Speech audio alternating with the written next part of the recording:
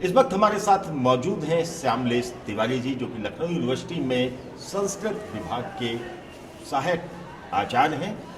श्यामलेश तिवारी जी का चयन हुआ है 22 जनवरी को अयोध्या में राम मंदिर में मूर्ति की जो प्राण प्रतिष्ठा होनी है उसके पुजारी के तौर पर। देश भर से 9 पुजारियों का चयन हुआ है, उनमें से एक श्यामलेश तिवारी जी भी हैं, जो कि लखनऊ यूनिवर्सिटी में सहायक आचार्य हैं। श्यामलेश जी, बहुत बधाई आपको सारा समय की तरफ से। एक बहुत बड़ी जिम्मेदारी के तौर पर आपका चयन किया गया है, कितनी बड़ी जिम्मेदारी आप इसे मानते हैं?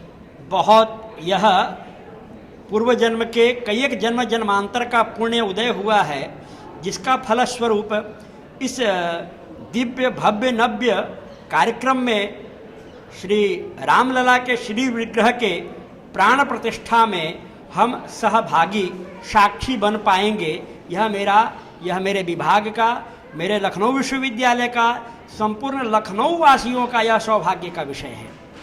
और इसके कारण से हम सब बहुत ही प्रसन्न हैं और बहुत ही रोमांचित हैं कि वह अवसर कब आएगा और उस कार्य को हम प्रत्यक्ष क्रिया के रूप में करके अपने आप को गौरवान्वित और ईश्वर के निकट हम प्राप्त कर सकेंगे। यह भाव लेकर हमें भी प्रतीक्षा है। आप कब अयोध्या जाएंगे और आपकी जो अयोध्या में मंदिर में मूर्ति जो प्राण प्रतिष्ठा होनी है उसमें आपकी क्या भूमिका रहने वाली है? जो पत्र आया है, पत्र के अनुसार हमें 15 को सायंकाल तक वहाँ से पहुँचना है और 23 या 24 को वहाँ से वापस आ सकते हैं। यह पत्र की सूचना है। वस्तुतः कार्यक्रम 16 से ही प्रारंभ हो जाएगा। 16 को एक बहुत महत्वपूर्ण कार्यक्रम है, वह है प्रायश्चित। प्रायश्चित वो है कर्म के, यानी जो कर्मकांड जो वहाँ होना है उसके अधिकार प्राप्ति निमित्त यह प्रायश्चित संकल्प और प्रायश्चित कर्म होंगे। जैसे आप आदरणीय सम्मानित हमारे पत्रकार महोदय हैं, आप इसके लिए सारा समय का एक आई कार्ड होगा, आपका पुरानी डिग्री होगी, बहुत सारा आपने श्रम किया होगा, तब आज आप हमारा साक्षात्कार कर रहे हैं।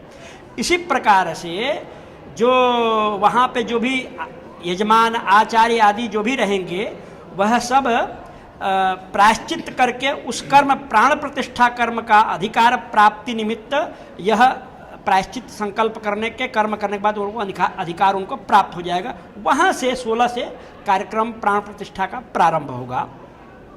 17-18 में पंचांग पूजन और अन्य विविध कार्य रहेंगे। अब ये 3 स्थानों पे अलग अलग कार्य हैं। एक गर्भगृह का कर्मकांड क्रिया वो पृथक है। यज्ञ मंडप के कार्यक्रम, उसमें देवताओं का आवाहन, उनकी प्रतिष्ठा, उनका हवन, उनका पूजन नित्य, वो अलग पार्ट है। 16 और 17 यह गर्भगृह और मंडप से बाहर का कार्य है, जिसमें पंचांग पूजन आदि और जल आदि और उस परिसर में भगवान रामलला का श्री विग्रह का भ्रमण आदि यह कार्य उसमें योजित है। यज्ञ प्रारंभ होने के पश्चात एक जो बड़ी विशेषता है आप सबके लिए मैं बता देना चाहता हूँ कि प्रत्येक यज्ञ की अपनी एक अग्नि होती है। उसमें जो अग्नि जो स्थापित की जानी है वो सामान्य अग्नि नहीं है कि माचिस जला के या कहीं जले हुए आग ले आया और वहाँ से अग्नि प्रारंभ कर लिया, वहाँ से यज्ञ पर हवन प्रारंभ जी नहीं। वह अग्नि निश्चित मुहूर्त में 2 अरणी और मंथा 2 प्रकार के यंत्र है, दोनों के घर्षण के द्वारा जो अग्नि प्रज्वलित होगी, उस अग्नि से उन यज्ञ कुंडों में जो है अग्नि स्थापित करके फिर वहाँ से स्वाहाकार प्रारंभ होगा, एक पक्ष। दूसरा जो प्राण प्रतिष्ठा का महत्वपूर्ण पक्ष है अधिवास। अधिवास का अर्थ होता है विशेष प्रकार का वास। उसमें से एक अन्नाधिवास है। जैसे भगवान श्री रामलला का विग्रह अन्न के ऊपर उसको पूर्णतया आच्छादित कर देना, यह अन्नाधिवास है पूर्ण रूप से। जल में पूर्ण रूप से आच्छादित, ये जलाधिवास है। शैया पर पूर्ण रूप से उनको स्थापित कर देना, ये शैयाधिवास है। इस प्रकार के बहुत सारे अधिवास होंगे और उस अधिवास के पश्चात फिर प्राण प्रतिष्ठा का कार्य प्रारंभ होगा। तो आपका एक प्रश्न होगा कि ये सब तो पूजा प्रारंभ से ही हो रहा है, तो प्राण प्रतिष्ठा क्या है? तो प्राण प्रतिष्ठा वास्तव में नख से लेकर पैर के नाखून से लेकर शिखा तक में जो तत्व है, प्राण तत्व है, इसका संचार करना ही प्राण प्रतिष्ठा है। और वो कैसे होगा? तो मंत्रों के द्वारा न्यास करके, जैसे पादांगुली से प्रारंभ करके और शिखा तक त्वचा, रक्त, मज्जा, मांस, अस्थि, मेद आदि ये जितने प्रकार के शरीर के अंग उपांग हैं, इन सभी अंगों प्रत्यंगों का जो है उसमें प्राण तत्व लाना, या जो जहाँ जिस तत्व की आवश्यकता है उसकी स्थापित करना ही यह प्राण प्रतिष्ठा है। यह 22 जनवरी तक यह कार्य होगा। 22 तारीख को पूर्ण रूप से जब सब कुछ परिपूर्ण सारे क्रिया संपन्न हो जाएगी तो एक अंतिम बचेगा नेत्र शक्ति का प्रादुर्भाव होना। वह नेत्र शक्ति जब प्रादुर्भाव तो तब उसके बाद से जो है सभी जन सामान्य के लिए, हम सब के लिए दर्शन का जो है कार्य प्रारंभ हो जाएगा। आचार्य जी, अपने नेत्र शक्ति की बात की है।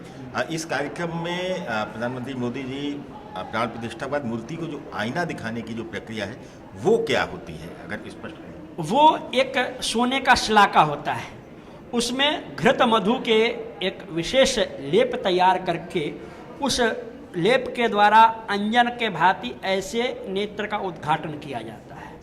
उस करने के बाद जो है आपका विग्रह आप कितने सुंदर लग रहे हैं, यह दिखाने का कार्य ही दर्पण का कार्य है। और वह बहुत दिव्य कार्य होता है।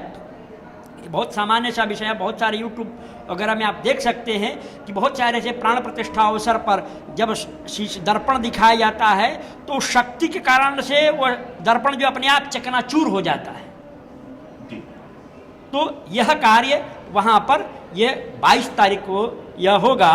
उसके पश्चात सायंकाल से और दूसरे दिन तक जो जितने देवता रामलला को छोड़कर अन्य जिनके आवाहन किए गए हैं, जितनी वेदी के देवी देवतागण हैं, उनका फिर अपने अपने लोक को, अपने अपने स्थान को भेजने का काम, विसर्जन का कार्य होगा। वह करके उसके बाद सभी आचार्यगण अपने अपने धाम को प्रस्थान कर पाए। बिल्कुल, शामलेश तिवारी जी है बता रहे हैं कि किस तरीके से उनकी जो भूमिका रही है पूरे विश्व स्तर पर भी, विश्व शांति के लिए भी देश के, दुनिया के कई रूपों में वो गए हैं। मौजूदा समय में अयोध्या के लिए, अयोध्या में जो प्राण प्रतिष्ठा का कार्यक्रम होना है उसमें आचार्य के तौर पर उनका चयन किया गया है। देश भर से 9 आचार्यों का चयन किया गया है। कहीं ना कहीं बड़ी महत्वपूर्ण जिम्मेदारी मिली है श्यामलेश तिवारी जी को, और यह जिम्मेदारी निभा करके वो काफी उत्साहित भी है। समय के लिए लखनऊ से कैमरा मैन धक्का के साथ आलोक गुप्ता।